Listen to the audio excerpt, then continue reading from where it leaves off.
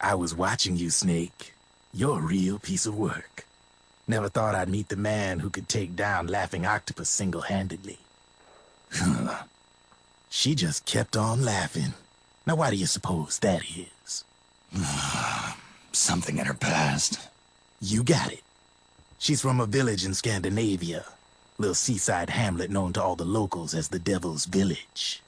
Place wasn't known for devils, though. It was known for octopus. See, this was one of the few places in Europe where they ate octopus customarily. Anyway, there's this cult of crazies who for some reason hate the village, with a passion. Then, when she was just a teenager, things get bad. These nutcases get their hands on some weapons and attack the village. Overnight, her sleepy little fishing town becomes a war zone. They round up all the villagers and execute them one by one. Except for that girl. They had something else planned for her.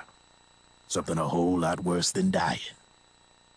Calling her the Devil's Child, they forced her to do the kind of thing you'd expect from one of Lucifer's own. After they made her torture her family and friends, they made her kill them. The whole time they were forcing her to laugh, howl like some sort of demon. Like she was enjoying it. What was she gonna do? Say no? They'd kill her too. So she let fear take control, and did exactly as they told her. She butchered the bodies of the ones she loved, and laughed while she did it. And as she bathed in their blood, it gradually turned from deep red to jet black. To her, it looked like the ink of an octopus. The experience scarred her deep.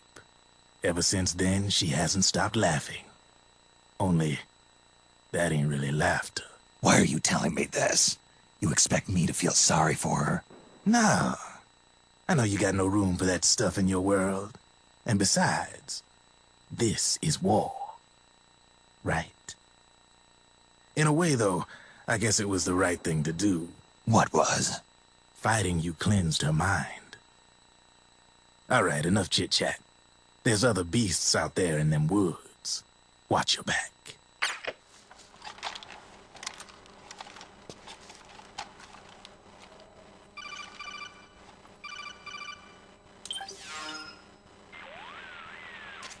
Way to bring that bird down, Snake. Drebin. And you got yourself a souvenir, too. A grenade launcher. Nice. That's a real user-friendly weapon. Not much use to me without an ID, though. I'll launder this one free of charge. What's the catch? Only that you give it to me when you're done with it. A weapon with that many decades of rage stored up inside it. Now that's a collector's item. How old was she? I'd say about 20. But she had years of soldiers' rage hidden away in that youthful body of hers. Soldiers? Yeah, the soldiers of Ake. A place that hasn't seen peace in a long, long time. She was captured by one side or another, and kept caged up like an animal, along with God knows how many other kids. Anonymous violence. Exactly. It's unknown whether her captors were with the government or the rebels. In any case, they got their kicks by abusing these helpless little kids day after day after day. That constant barrage, that battlefield rage slowly built up inside their bodies, their minds. The kids tried to keep each other's spirits up, always clinging to the hope that someone would come to their rescue, barely surviving off of scraps of food. But those soldiers didn't stop. They called the kids parasites and shit-eating ravens, beat them even harder. Then one morning, the soldiers just up and left, leaving the surviving kids to be eaten alive by the birds. Almost like one of those sky berries. One by one, their bodies were picked apart by ravens' beaks, until finally the flock came for her. But by some miracle, their beaks cut her bonds instead. And like that, she was liberated. In that instant, she was filled with an uncontrollable rage, and it smothered her soul.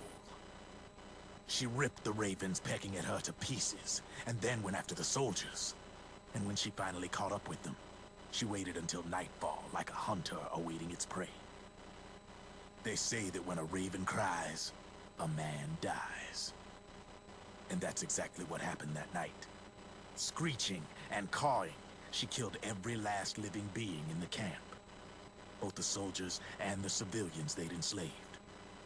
In her eyes, there was no longer a difference.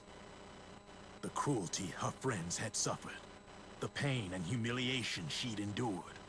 Hers was the distillation of the rage that decades of war had imparted on those soldiers.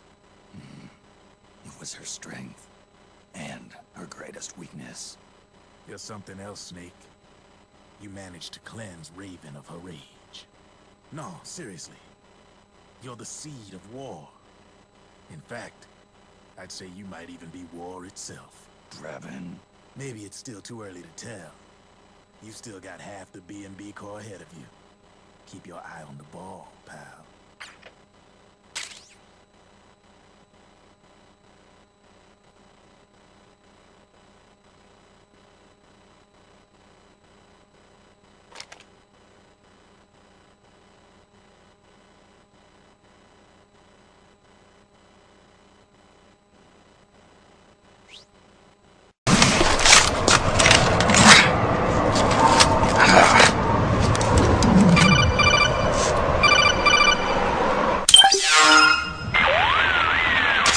Yo, Snake, I finished laundering that railgun you picked up just now. Knock yourself out. It's on the house. Thanks. Time for another bedtime story, Snake. This one's about crying wolf. You don't need me to tell you there's whole nations in Africa tearing themselves apart in the name of ethnic cleansing. Well, she was born into that environment.